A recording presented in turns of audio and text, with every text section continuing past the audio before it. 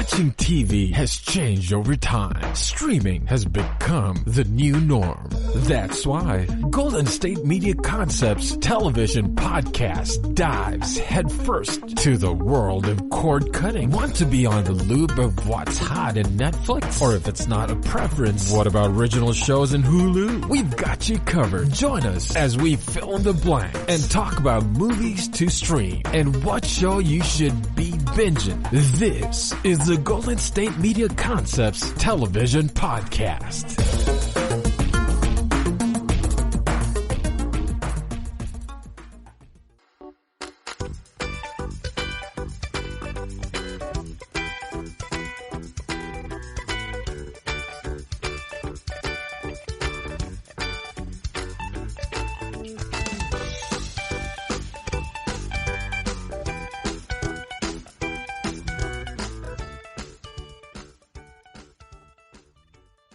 Thank you for tuning in to the GSMC television podcast, brought to you by the GSMC Podcast Network. And I'm your host, Aaron. How's everybody doing out there today in the radio world?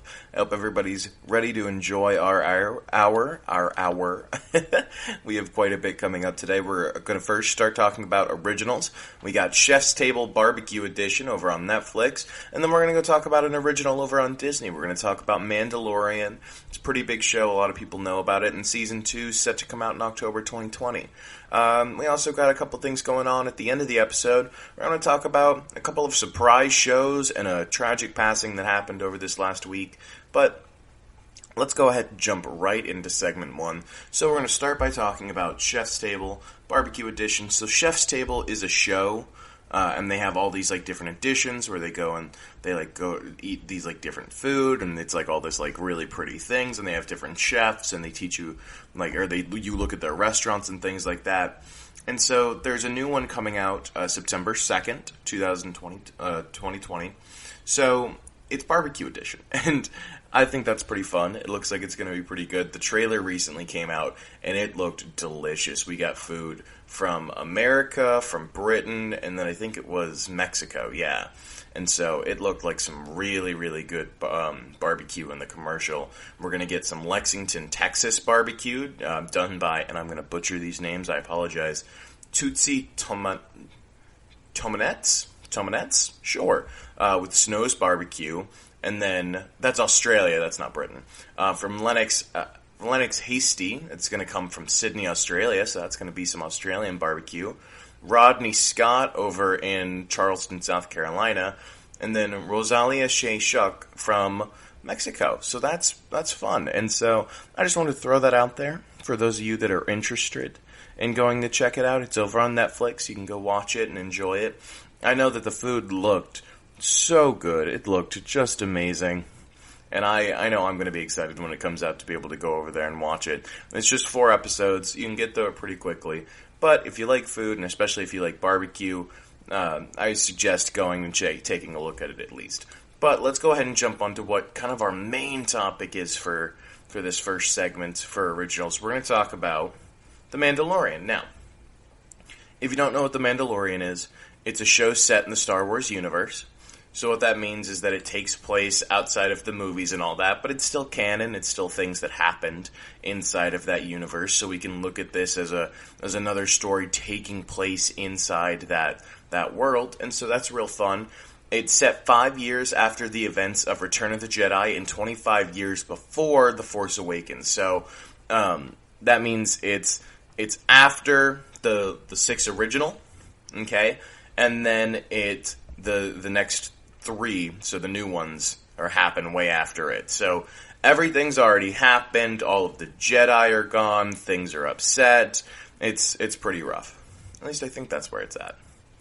No, I think it's in between. No, I'm right. It's yeah. So everything's happened. Everyone's gone. It's real bad. Darth Vader comes back to our side, so things are real rough, and it's pretty upsetting. So, how do I explain this show to you? You've probably heard of it. It's over on Disney Plus, and you can watch it. And basically, it's after the stories of Jango and Boba Fett, another warrior emerges in the Star Wars universe. The Mandalorian is set after the fall of the Empire, but before the emergence of the First Order. The series depicts Mando, a lone bounty hunter, in the outer reaches of the galaxy far from the New Republic. So, it's about this character by the name of Mando. He's Mandalorian. And he's just a bounty hunter. He goes around and does these different jobs. He's played by Pedro Pascal and voiced by him. And he does amazing. It's so good. And he gets this contract where he has to go pick up an asset. And he agrees, and he's like, alright, I'll go transport some gear.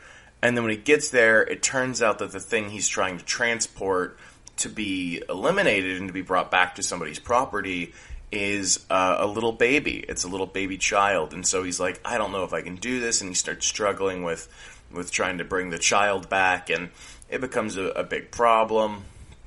And the show kind of spirals from there. And Mando ends up just taking, you can call him the baby, the child. A lot of people call him Baby Yoda, but he's not Yoda, so it's pretty funny. I know Jon Favreau, who's the director and creator of the series, refers to him as the asset, and so that's pretty fun. But there's a lot of people behind this, and so, like I said, Jon Favreau, who he did Iron Man, he did Elf, he did quite a few different things. He did The Chef, amazing movies. He has a lot of talent. He brought this out. Threw it out there. He also did the live-action Lion King. That was a big one. But he worked on quite a bit, and so he's putting a lot of effort and time into this show, and it shows. It's amazing. Every single cast member, every single scene, it's amazing. It's so well written. I'm having such a fun time watching the show and enjoying it. And for a lot of, side things in Star Wars, it can be hit or miss, really, based on what you're getting and what you're trying to understand. But with this show, you can really get into it. So, I'm going to read you out the description for the first episode, just so you know what you're getting into. So, 5 years after the fall of the Galactic Empire, a Mandalorian bounty hunter hands his latest bounty to Grief Karga. He then accepts an under-the-table commission on the outpost world of Navru? I can't remember from the show. From an enigmatic client with an apparent Imperial connections, directing him to track down and capture an unarmed 50-year-old target. While the client is indifferent to the target's well-being, his colleague, Dr. Pershing, insists the target be brought back alive. The Mandalorian is given a down payment of a single bar of Beskar steel, sacred to his people. I believe they use it to fix their armor and for their weapons and things. So, yeah, he when the armor uses it to make him a palindrome, so he gets some new armor. He then arrives at the planet of the target's last reported location. The Mandalorian is aided by a vapor farmer named Kuel. Tired of the chaos that bounty hunters bring to the area, Kuel leads him to the target's location and departs. Entering the remote and heavily defended encampment, the Mandalorian reluctantly teams up with a bounty hunting droid, IG-11, to clear the camp and find the quarry, a child of Yoda's species. When IG-11 attempts to kill the infant per the bounty orders, the Mandalorian shoots and destroys the droid, taking the child alive. So, there you understand, you get it. It's this amazing world where dark things happen, people are being killed left and right. You have to go and try to save this, or go and try to pick up this target to bring back. And he decides, instead of killing it like he's supposed to, well, he just decides he's going to take it alive. So he saves his child and he starts bringing it back. And then when he actually gets back there, there's this huge shootout and things start going down. And so the Mandalorian, or Mando as we call him, he starts taking care of the child, taking care of Baby Yoda. And so he starts bringing him to all of these different places. He's on the run, trying to make sure that these people don't get a hold of him, because he knows that they're going to use the child for bad things. And then we learn more about Mando. We learn some of his background, some of the people he's interacted with. But we know he's a bounty hunter, but we know that he has a dark past. His family has been murdered, and he's the only one who's out there doing amazing things. And so it's really interesting to see how the things progress. And there's some amazing actors in here. Giancarlo Esposito is in it, as well as Taika Waititi. So there's quite a few people in here, like I said. Another person on the project is Dave Filoni. He's a part of it as well. He's one of the executive producers, I believe, and he wrote an episode as well. But on to the topic of season 2. It's going to be amazing to see the show come back in such a big way. It's set to be released in October of 2020, and the people behind it recently announced that due to everything going on with like COVID and all that, they actually beat the curve and they've managed to finish filming season 2 before anything got real bad and things had to be shut down. So they're ready and they're excited to release it in season 2, and we're going to get quite a bit of new things coming up. And so we're going to get to see more bounty hunters, and we get to see Rosario Dawson come in as Ahsoka Tano, who is a character from the Clone Wars, and she's Anakin Skywalker, Darth Vader's initial Padawan. So that'll be really amazing to see her come into that role, and I'm sure Rosario Dawson's going to do amazing as Ahsoka, and it's going to be so much fun to watch. I know the moment it comes out, so many people are going to start trying to stream this as fast as they can.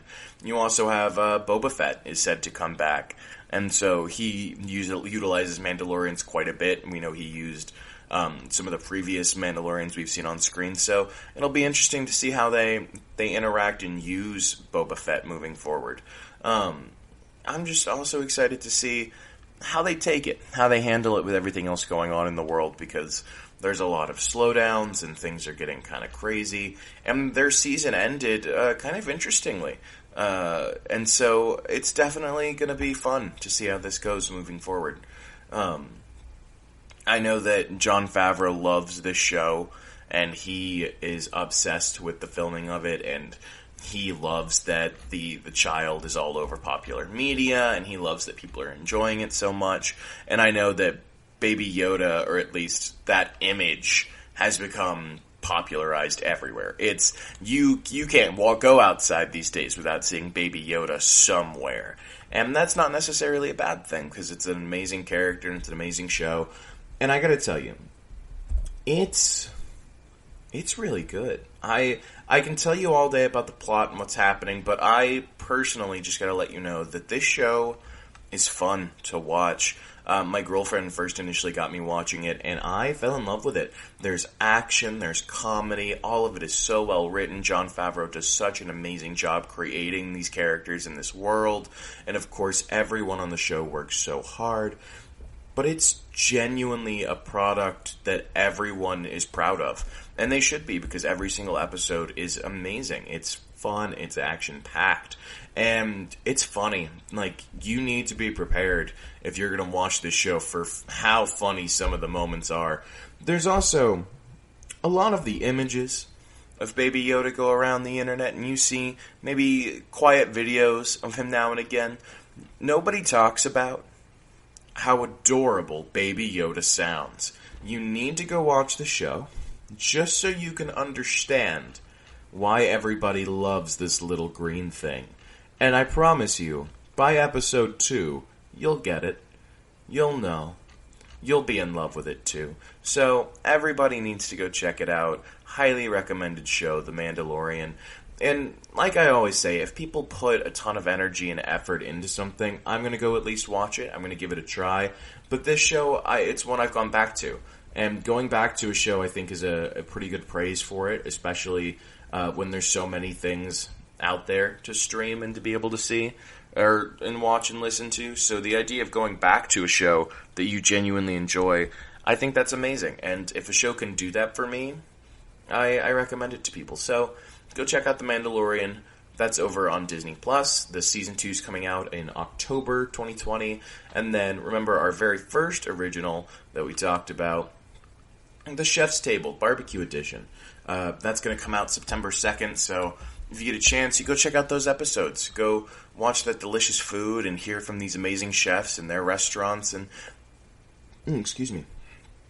just go check out some amazing food being made from professional people. I know the commercial alone made me feel kind of happy about some of the stuff they were making, so I know I would one day just want to be able to get out there and enjoy that as much as I can.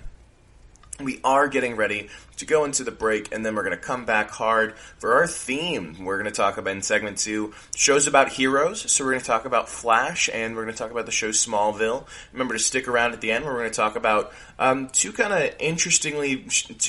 of absurd shows, but interesting shows to say the least. And then we're going to talk about the passing of somebody very important in Hollywood. But hope you stick around, and we'll see you after this break. Thanks. Bye. Want to know the latest and hottest music hitting the airwaves? Don't be left out. Listen to the Golden State Media Concepts Music Podcast. Keith keeps you on the loop with everything you need to know from pop, rock, hip-hop, and the top 40. And we'll throw in news of your favorite artists, concert and tour dates, and so much more. Listen no further, because this is the gold standard in music podcast.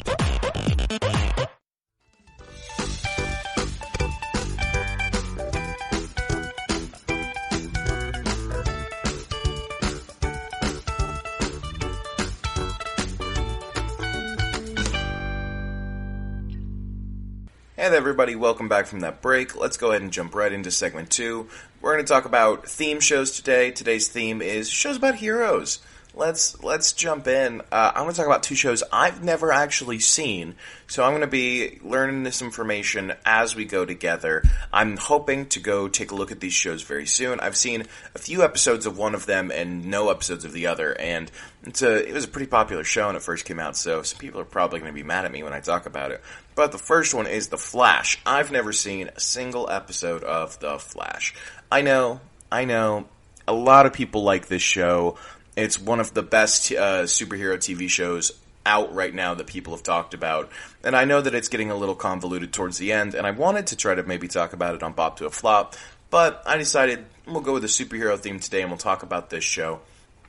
So, let's just read out the series overview to start.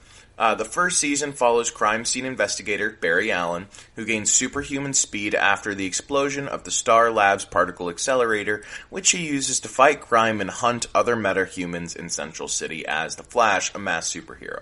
So this story follows Barry Allen, who is one of the Flashes, and he's just living out his life. He's trying to stop bad people and fight crime in the city. He's also trying to find other metahumans like him.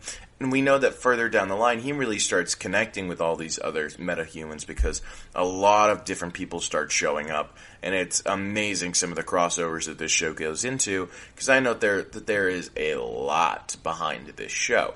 They're not going to talk too much about it because I don't want to go into it and talk about a lot of the work behind it. But I do want to talk about just the show in general, because I know a lot of people like this show. And I said that at the beginning of this, but there's not a single comic book fan that I've talked to that really doesn't enjoy this show. And they tell me about it and they tell me to go watch it, and I've never just really sat down and told myself to do it. But it's over on Netflix right now, and I'm genuinely thinking about starting the show and just getting through it, trying to finish it all. I know a major complaint that people had with the later seasons is that it was being said that you felt you couldn't watch the show anymore without watching 3 other shows to go along with it. Because it's Flash, the character, in most of the DC comics, Flash is always used to do Flashpoint or through the multiverse. It goes through different parallel universes, and so Flash connects to a lot of other heroes and a lot of through multiverses. And a lot of people felt that when they started doing that, you really didn't know where these people were coming from, and their episodes started relying on plot and information from the other super shows that you couldn't get within the main show. So quite a few people started getting upset, and the show's ratings have had a steady decline from season 1 all the way to season 6. It was initially getting dozens of viewers, and then as time went on, from season 1, they were reaching about almost into the 4 millions and up. They really peaked around 3.5 million views each time, and then season 2 was good, but quite a bit less, and then 3, 4, 5, 6, and so on. Or there's only 6 seasons, but it was a steady decline in viewership and rating. And so people really weren't enjoying it as much. And so I don't really know personally what happens in those later seasons other than the multiple bouts with other heroes and the crossover series with Arrow and the Legends of Tomorrow. And there's quite a few different things that they interacted with. And so they renewed it for a 7th season that's set to come out in January of 2021, which will be interesting. So I know that I'm thinking, honestly, I'm going to start watching the show and jump on it. And then I want to talk about it again at a later segment. Because I'm thinking about starting talking about shows on one day, and then talking about the episode on the next episode. Or talk about the first episode of a show on our next podcast episode. So that we can start really breaking down and analyzing some of the TV shows, which is kind of what I want to do a bit more on this show. I want to start breaking down episodes about why they're good and why people genuinely enjoy those shows. And when we do that, I'll talk about dialogue, I'll break down the directing style and things of that nature. And I really think that y'all might enjoy that more than just me talking about the show as opposed to going in and analyzing it and being able to break down each episode. So I think we'll start doing that, and this might be one of the first shows we do. So as we move forward, I think I'm going to go take a look at Flash. If you want, you can go and check out the first couple of episodes along with me if you haven't already. You can go watch it over on Netflix. But the other show we're going to talk about for the theme today is Smallville. You heard of it, I'm sure. Quite a few people have. I don't ever really remember this show being that popular. I was never really into superhero shows growing up, and so I never really watched it. But apparently, this show was doing pretty well when it first came out. Season 1 came out on October 16th of 2001, and they were hearing to the tune of 8 million viewers for Season 1. And they kept that throughout the season. At the end of the season, they had 6,000 viewers. And so only losing 2,000 viewers in your first season is pretty good. And they had an average view count of 5,000 viewers. So if you really think about that, that meant that show came out of the gate heavy, and then it fell apart towards the end, as many shows tend to do. Their viewer count towards the end was about 2,000, or just under 3,000 viewers in the beginning of the season, and then just over 3,000 towards the end, so they did a little bit better. But average viewing was only 3,000 or 3.19 million viewers, sorry. 3.19 million viewers, so they weren't doing too well. And I don't know what that could be. I don't know much about this show at all. This is the show I watched the first episode of it, and let me read out the synopsis for you, just so we can get into it and you can understand what we're going about. Here we go. Smallville's first season primarily dealt with Clark Kent's coming to terms with his alien origin and the revelation that his arrival on Earth was connected to the death of Lana Lang's parents. After the first season, the series had fewer villain of the week episodes focusing on individual character story arcs exploring Clark's origins. Major storylines include Clark discovering his Kryptonian heritage, Lex Luthor's escalating conflict with his father, the disembodied voice of Clark's biological father, Jor-El, is introduced. He connects to Clark through his spaceship. Oh, that's interesting. I can't wait to see that. And then General Zod shows up. They talk about the Phantom Zone. Kara shows up. Kara Kent. Lex Luthor finds out about Clark, and so it's a lot. It would look like a very, very long show. And then they talk about Darkseid as well, it seems. But I never really watched this show. I really wanted to get into it. But I think I might now, because I genuinely like it. I watched that first episode, and I started watching a few more, and it feels much more like a down-to-earth, like, personal superhero show. And I know with, like, some of them, like, let's say let's say Daredevil, we'll use that as an example. Daredevil or like Punisher, those felt very stylish and they felt very comic booky. And I love that and I enjoy that, but sometimes I want like a human show with superhero aspects. And so I think that this show, it's kind of nailed that in the first couple of episodes I've seen. They really have this homey atmosphere where everything feels very close to Clark, and it's really about him, his relationships, the people he's close to, who he cares about, and the relationships he forms with these people. And I think that as the series progresses, we're going to see that grow, and it's going to look amazing. I've never seen this show, so I don't know, but my initial guess is that we're going to see these relationships grow and these things change. And that, like that overview said, the season 1 is new villain every other day, and then it turns into arc after arc later on, and I think that's really when it's going to start taking its stride. But it looks like ratings and viewer count, it's the same as most shows like this. They start high, they start strong, and they go for too long. And so they lose everyone. They start making changes, and all the hype and the energy and the excitement over this new thing gets compressed. And so it starts losing a lot of its intensity and its draw. But I know in these first couple of episodes, I was really enjoying it. I was having fun. It was really nice to see Clark meet Lex Luthor and them start to become friends and get close to each other, and then introducing all the characters like his parents, the different people around town. They talked about Lana Lang, of course, and I know she comes into play a lot more in the show, as well as some of the other characters that they introduce. And the villains in the first couple episodes I've seen, they're minor. They're just causing, like, mischief, trouble. But they're a way for Clark to start understanding himself as a hero, as a person, as a way for him to start understanding being an alien. And I think that's exactly what they wanted it to go into. And so I think this might also be a show that we watch and we analyze, because I think being able to look at this and watch it and talk about it is a good thing. Especially considering that this show went on for 10 seasons and it was popular for quite a while. I could analyze this and talk about a couple of different episodes. People could send me in their favorite episodes. We could talk about certain ones that got major acclaim, certain ones that didn't get major acclaim. And so I think it'd be interesting to take these shows and be able to slow it down and see how it goes.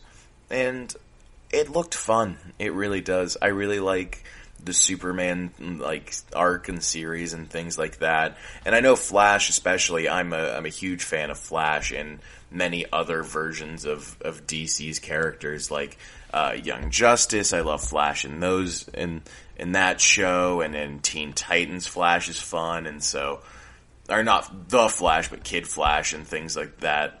Or Wally West. I love Wally West as the Flash, and I know that Wally shows up later on in this, I think. I don't know for sure. Someone told me he might, maybe.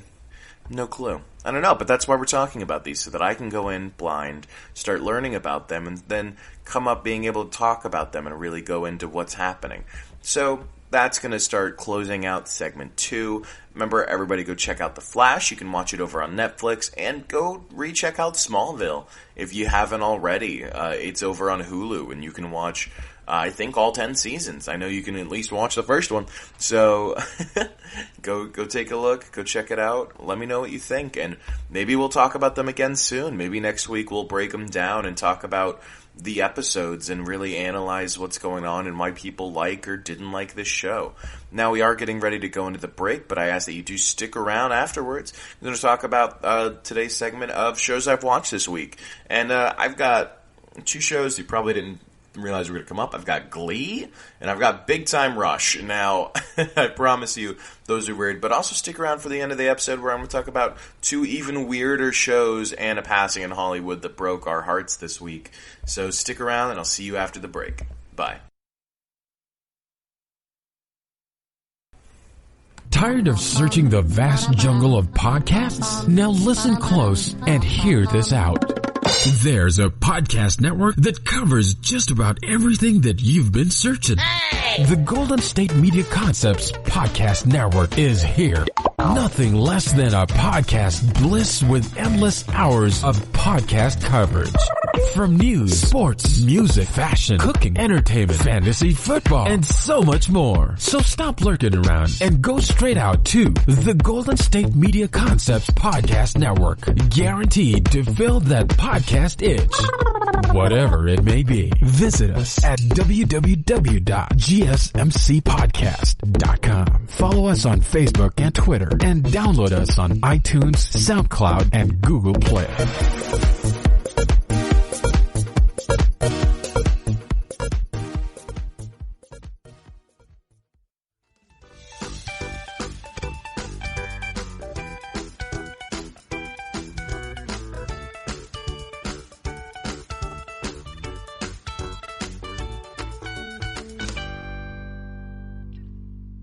Hello everybody and welcome back from that break. Let's go ahead and dive right into segment 3. We're going to talk about shows I've watched this week. And so I've been spending quite a lot of time just binging shows. I haven't been feeling too well these days.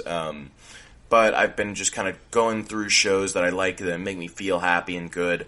And my girlfriend really likes Glee. She just likes to throw it on and laugh about some of the absurdity of the show and some of the different things that are happening. And so I've been watching it with her.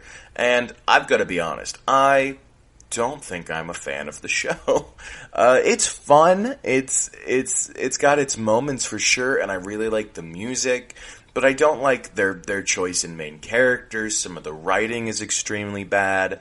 Oftentimes, the show likes to continue through-line issues, but every episode is kind of their own stories and resolutions. So if it's, I'll talk about the plot first, and then I'll talk about my problems with it and why I'm going to keep watching it even though I don't like it. So Glee is a show focused around this group of kids that are all inside of Glee Club. And Glee Club is this singing club where his teacher, Mr. Schuster, his name is Will Schuster, he teaches these kids to sing and have fun, and they compete in competitions and things like that. So it's these outcasts, this group of kids that don't really fit in anywhere else, and they all go there to kind of feel at home singing and really have fun with each other. Well, it focuses around these kids and the teachers and everybody's relationship, and especially around Will, who's the teacher, and he's a main character. And it focuses around, what's her name, Sue Sylvester, who's the head coach of the Cheerios, who are these cheerleaders in the show. And so it's their rivalry back and forth, as well as some of the main members of Glee Club. Kurt, who is this homosexual boy living in this town and going to school, and he is a part of that club because he doesn't feel, or he feels like an outcast. The main girl, Rachel, who is played by Leah Michele, and then, I can't remember his name, but there's another just main character, Finn, Corey, is it Monteith? Yeah, Corey Monteith. And Finn. And so it's a lot of the relationship between Rachel and Finn. Finn and Quinn, who's a cheerleader. They have Finn ends up getting Quinn pregnant, and so that creates a lot of drama in the show. But the show just focuses on them and their challenges. They try to overcome, competitions. There's a lot of drama back and forth. Glee Club almost gets canceled multiple times. And there's a lot of shows. There's 6 shows. The first season has 22 episodes. Second is 22. All the way into the 4th, it has 22. Then 5 has 20, and 6 has 13. Now, this show initially came out in 2009, and it stopped in 2015. It started with a high viewer count of 9.77 million average viewers, and it was ranked 33 in the full list TV shows. And then by season 6, they were down at 3.14 million viewers. They got pie viewers, and they were ranked 148. So it suffered from that typical show fall down. And so I think watching this show with my girlfriend, I've been understanding TV show writing a lot more. Because this show it's mise-en-scène, which means it's filmed it feels very handheld a lot of the time. It's very close, tight shots. It's not your stereotypical set, 2-shot, everybody is on a stage. This is real locations. These people are on site, they're filming, they're moving around, and they're doing it with cameras that aren't just kind of like 2-shot, 3-shot, wide shot.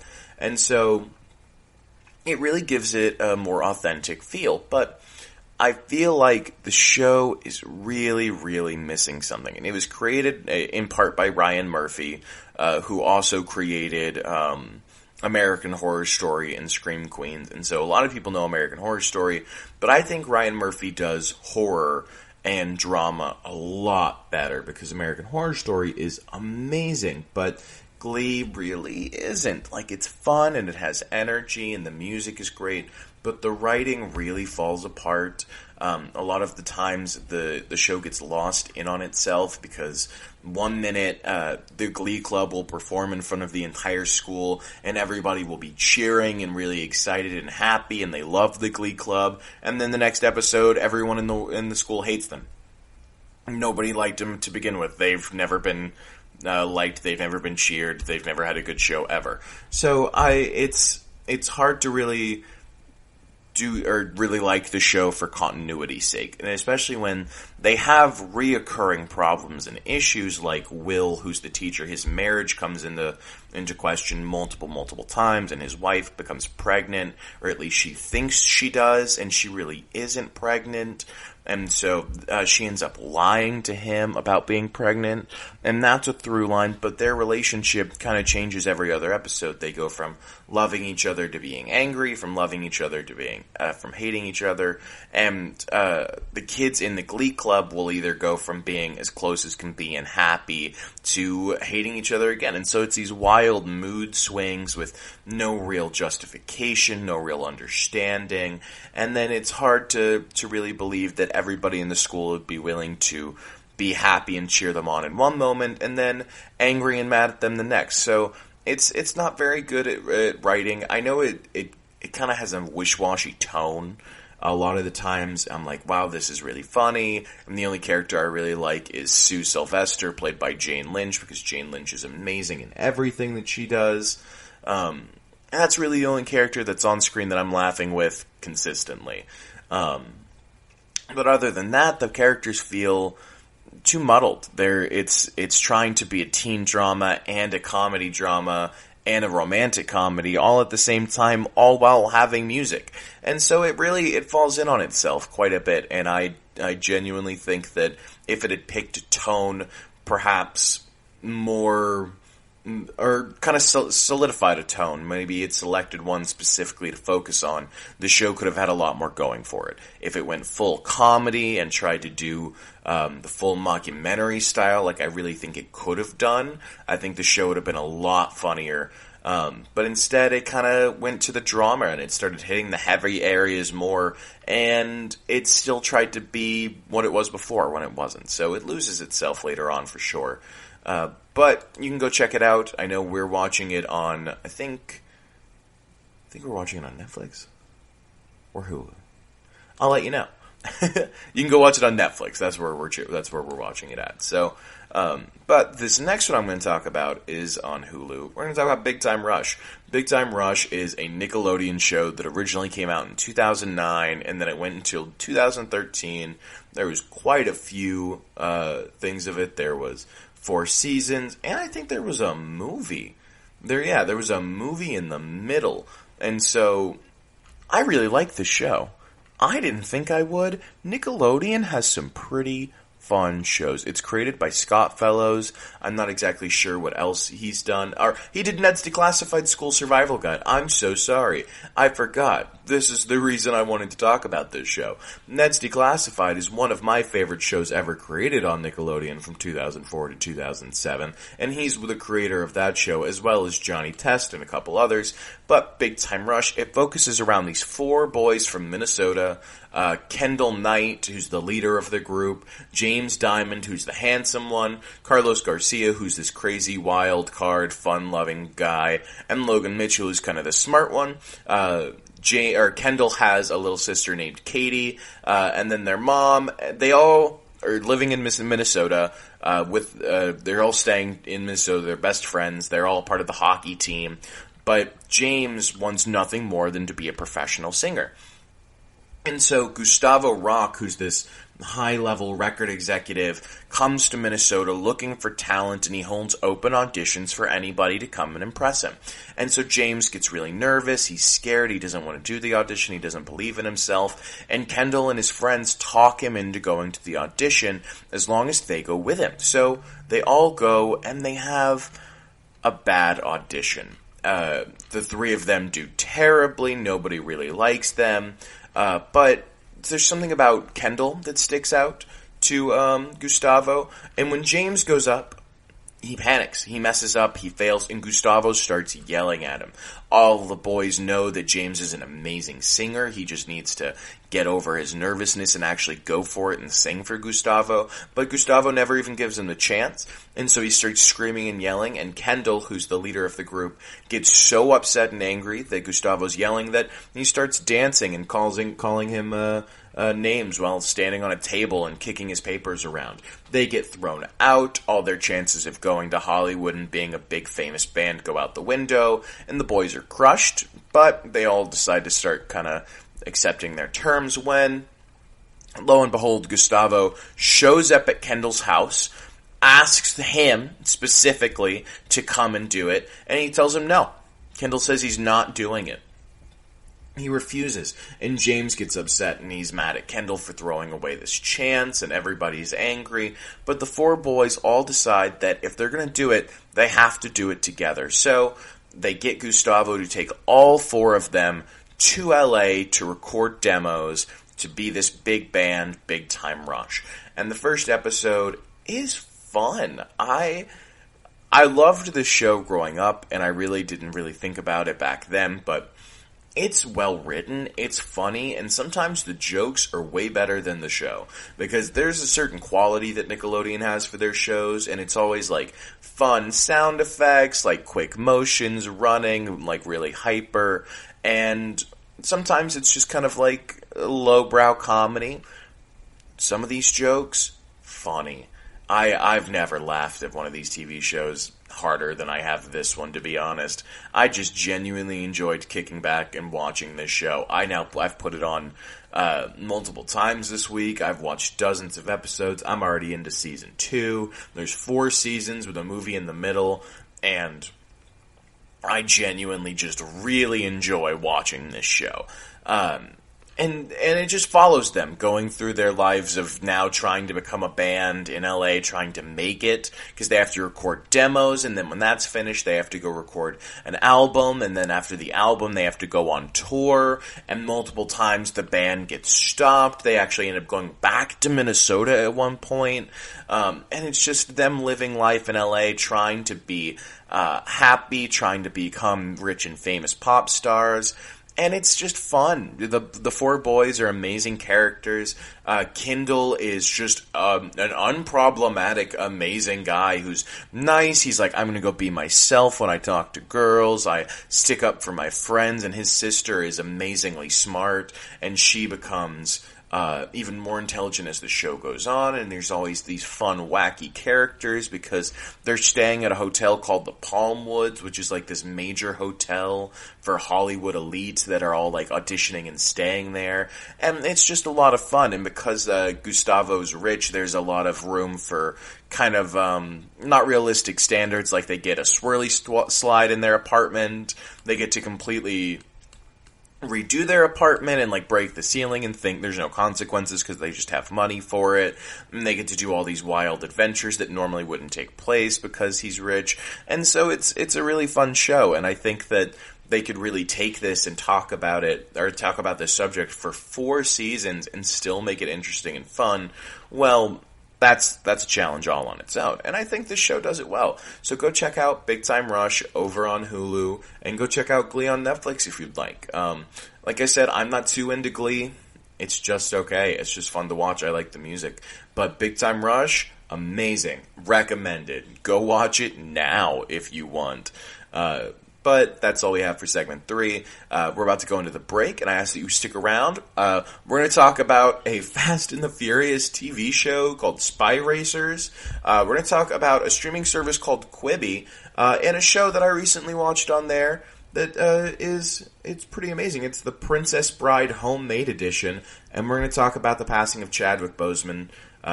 So please stick around after the ad, and I'll see you when we get back. Bye.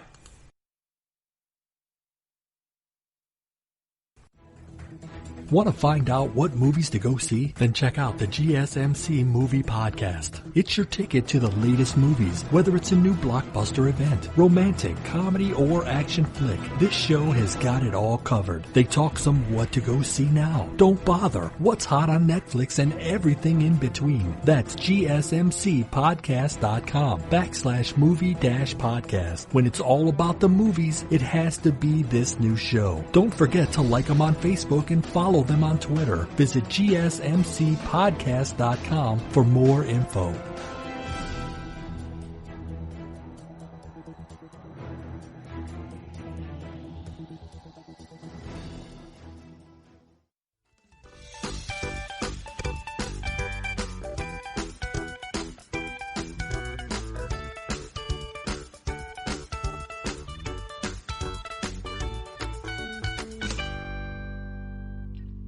Hello everybody and welcome back for segment 4. We're going to finish up our hour. We're going to make it strong. First, we're going to talk about the passing of Chadwick Boseman. It's heartbreaking. For those of you that don't know, Chadwick Boseman was an amazing actor in Hollywood. He played in Black Panther. He played Black Panther. He's in 21 Bridges. He played Jackie Robinson in 42, and he played James Brown in Get On Up. He's recently in a war movie called The Five Bloods. I believe that's a Spike Lee joint. And so that's... The passing of Chadwick Boseman hit quite a lot of people like a truck. Because it was hard. He was such an amazing actor, and he was so influential and a public figure, and really just a hero for so many. And he was a role model for a lot of ethnic actors and kids growing up and people of color in America, because he proved that you can work and you can be strong and a great figurehead. And he's done amazing work. Like I said, Jackie Robinson in 42 is an amazing movie, and Get On Up is... wow, that movie is one of the reasons I myself am a film student. It's so good and so amazing. And he passed away a few days ago at the age of 43, which is extremely rough and upsetting. And there was a little gnat or fly on my thing. And Chadwick Boseman's passing hit a lot of people at once. He passed away from cancer, and it turned out he had been dealing with it and fighting with it all the way back since he had been filming Black Panther. So that's intense to think about, that he's been dealing with this whole time, and this feeling, this pressure that a lot of people felt from this. It was upsetting. And I hope that his family does okay, and that his family is all right. Honestly, I think that with everything going on in the world, it was tough to hear from him. To hear that he had passed away. And so, rest in peace. I know that a lot of people are hurting right now, and that we'll get through this, and it'll be okay. Now, to talk about the shows, we're going to talk about a TV show, a much lighter TV show called Fast and the Furious Spy Racers. It's over on Netflix, and let me tell you, let me just read you the plot. Tony Toretto, Dominic Toretto's cousin, is recruited by a government agency together with his friends to infiltrate an elite racing league, serving as a front for a crime organization called Shifter that is bent on world domination. Let that sink in. That's astounding to think about. I watched this show this past winter with some little cousins of mine. They loved this show. They put it on. It's intense. It's action-packed, and it's just a young group of kids all going on these weird adventures. They all drive cars. of course, it's Fast and the Furious spy racers, and they drive fast, they go very quick, and so it's amazing to think that this TV show exists, and it does, and it's fun. And so, I think that I can't necessarily recommend this show, per se. I can say that you can go watch it, and you can go check it out, and that if you have a young kid who likes Fast and the Furious, you can put it on for him, because my cousins love it. They really enjoy the show, and I had fun watching it. It kind of blew my mind that it existed, but it's just about or about this guy, Tony Toretto, Dominic Toretto's cousin, fighting crime, racing, sometimes he is crime, with his friends, with a bunch of his teenage friends. And so I thought that was real interesting to see. And I don't know. I remember a lot of the episodes being quite weird, and very eccentric, let's say the least. They're very action-packed. I'll go ahead and read you the synopsis for the very first episode. And it says, Tony Toretto races against and loses to local racer Mitch. Tony and his crew meet cousin Dom when the latter is kidnapped into a van.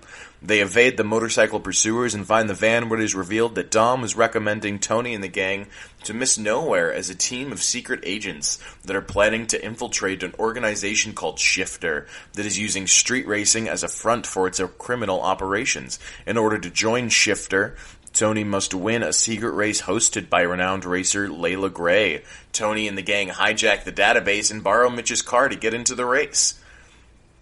Yeah. So that's a lot to think about. It's intense and it's fun. Like I said, I can't exactly just recommend it entirely to just go get lost in this show. But I can say if you really wanted to, if you really were interested in it, you could go check it out. You could go watch it for fun. Go just enjoy what's happening. Vin Diesel comes back. He is himself, of course. He definitely comes in and he plays Dom Toretto. And it's amazing when actors do that, because not a lot of the time will people come in and, actually keep doing, TV show roles as their main characters. But Vin Diesel did. And so, if he's a part of it, and I think he might be a producer on the project. He's one of the executive producers. And I think it's fun. It's interesting that it exists, and it's over on Netflix. You can go check it out. It's good fodder for children to entertain themselves with, and it had some pretty good plot. It had some going for it. The other TV show we're going to talk about is a TV show over on Quibi. Now, Quibi is a new streaming service mainly designed for phones, for your phones. And it's free for the first 2 weeks. And after that, you can pay, I think it's $4.99 a month to keep watching. But they have something over on there called Home Movie The Princess Bride. And the reason why I'm calling this a TV show is because it has a number of episodes. It has 10 episodes, and basically, it's a bunch of different actors, very high-level actors, coming together and doing home movie versions of scenes from The Princess Bride, and they're all stitched together where nobody says anything or acts like anything changes when complete actors change positions and, look. And it's great. I watched all 10 episodes, and I loved every single episode. Let me go ahead and tell you the names of the episodes. It's Chapter 1, As You Wish. Chapter 2, The Shrieking Eels. Chapter 3, The Cliffs of Insanity. Chapter 4, The Battle of Wits. Chapter 5, Life is Pain. Chapter 6, The Fire Swamp. Chapter 7, The Pit of Despair. Chapter 8, Ultimate Suffering. Chapter 9, Have Fun Storming the Castle. Chapter 10, To the Pain. And so every single one of these are directed by Jason Reitman, and he is the one who made the original film back in 1987, and so Oh, I'm sorry. Not the original film. The original one was done by... Who was that? Rob Reiner. That's who I meant to say, Rob Reiner. Because Rob Reiner is a part of the show in this new home movie, The Princess Bride. He plays the grandfather. So, like I said, there's a lot of actors on this. Let me go ahead and read out some of the ones that you're going to recognize who play the grandson from the original Princess Bride. Josh Gad. Rob Reiner. Fred Savage. Joey King. Let me read out some of the grandfathers. J.K. Simmons. Giancarlo Esposito. Sarah Silverman. Adam Sandler busts in quite powerfully in the very first episode. A number of people play Wesley, the Men in Black, or the Dread Pirate Roberts, as many people call him. We have Chris Pine, Sam Rockwell, Neil Patrick Harris, Sophie Turner plays that, and then Princess Buttercup. One of the Princess Buttercups is Joe Jonas. Another one of them is Penelope Cruz, Zazie Beetz, Zoe Saldana, and there's so many others that come into play here. Hugh Jackman comes in strong as Prince Humperdinck, as does Elijah Wood and Cary Elwes. For those of you that remember, Cary Elwes is Wesley in the original movie. He also plays Wesley in this remake. He also does Prince Humperdinck in this remake, and it's very funny. A number of different people do Inigo Montoya, including Finn Wolfhard, Oscar Nunez, Diego Luna. Nick Kroll plays almost every single one of the men at some point. He plays Fezzik and Vizina and Inigo, and it's very funny to watch Nick Kroll be cut to Nick Kroll playing three different people. But there's 10 episodes, and it's extremely funny. Even if you don't want Quibi and you don't want to have to deal with any of their other content, if you download the app for the 2-week trial, you'll have to make an account, of course. Just to watch this, I recommend it.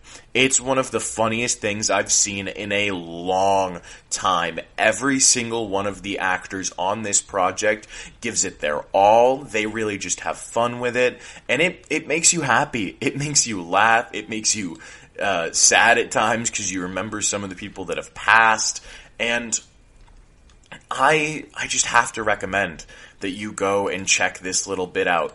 Just go watch home movie The Princess Bride. That's all I can say. Every single episode is different, and it just follows the exact plot to a T, and it's funny. It's comedic. Jason Reitman, who is the one who had the new idea, who we've talked about earlier on this episode, he does so well. And so it's just funny. It's amazing to see all these different actors come together in a time of crisis to really just entertain people like they always have, and to have fun, and to just show themselves being human and enjoying things. And it's to prove that anybody can make a film these days. You can go out and you can get people all across the world to film and send things in, and just have fun with it. Who cares if it's great right now? Who cares if it's 8K, 10K? Who cares if it's Oscar winning or if it's just some home movie? We all come from something. We all come from somewhere when it comes to film and entertainment, so why not make what you want? These A-list actors that have been in some of the most amazing movies I've ever seen in my life just impressed me even more by doing this home movie.